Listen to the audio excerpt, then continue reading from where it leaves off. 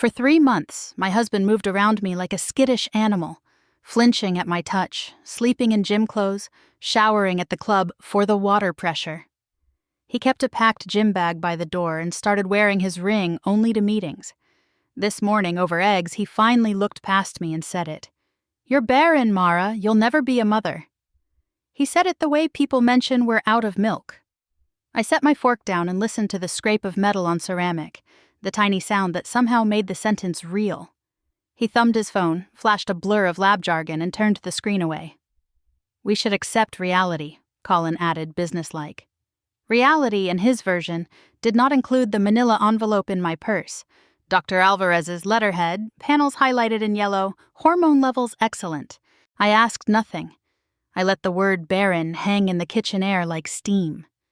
When he left for his early meeting, I opened the envelope again, reread the lines that said I wasn't broken, then put on lipstick the color of resolve.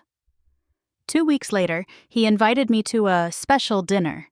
The restaurant was where he'd proposed, all soft lighting and linen that forgives nothing. The room smelled of lemon and butter. The windows showed glittering winter streets. He arrived with a woman on his arm, a blonde in a flowing dress that made a gentle hill of her belly. "Mara, this is Lila," Colin said, voice almost tender. "We thought honesty was best." I smiled, set my clutch beside the bread plate, and placed a thick envelope on the table. "Congratulations," I told them both. "Open this." Colin didn't touch the envelope. He buttered bread he wouldn't eat, stalled with the wine list. When he finally slid a thumb under the flap and saw Dr. Alvarez's seal, the color left his face. He read the highlights. Ovulation normal, AMH good, no barriers to conception. Then tried a shrug. "These could be wrong," he said. "They're duplicated," I answered, laying down a second set. "And here's your urologist's note. Reduced motility, follow-up never completed." I kept my voice low, but linen makes a stage of every table. Lila's hands drifted to her belly. "Colin said you couldn't," she began. "He said a lot," I replied. "But math is simpler than lies. You avoided me in November. Lila, you're what, 4 months?" Her nod was automatic, then frightened. Colin flipped pages like he might find a different ending if he turned fast enough. "The surgery fixed it," he muttered. "You never checked," I said. "If your numbers stayed poor, then any child conceived in November is unlikely to be yours." The room held its breath.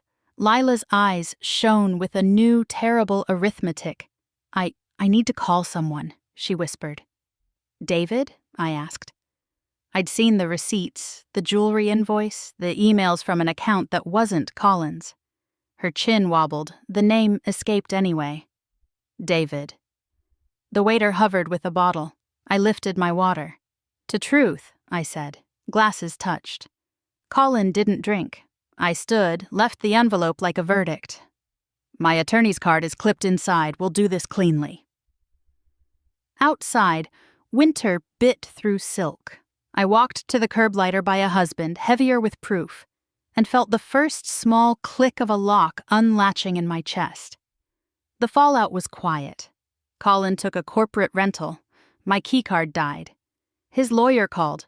Mine, Rhea Patel, read terms. I kept the apartment and the savings I'd tended while he chased legacy. I packed his cufflinks and messengered them to the office with a locksmith receipt. I kept the envelope too, not for gloating. Proof is ballast. Tuesday, I asked Dr. Alvarez for sealed copies, then walked the lake until wind ironed my lungs. I phoned my sister, Tamsin, and gave the story in one line.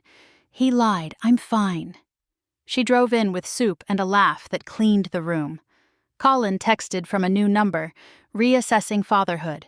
I blocked it and watered basil on the sill. Lila sent one spare message. "I will make this right. No pleas, no defense. I wished her courage and let it go." In spring, I finally took the class I'd wanted for years. Ceramics on Wednesdays, cool clay, the wheel's steady hum, bowls that listed, cups that kept warmth.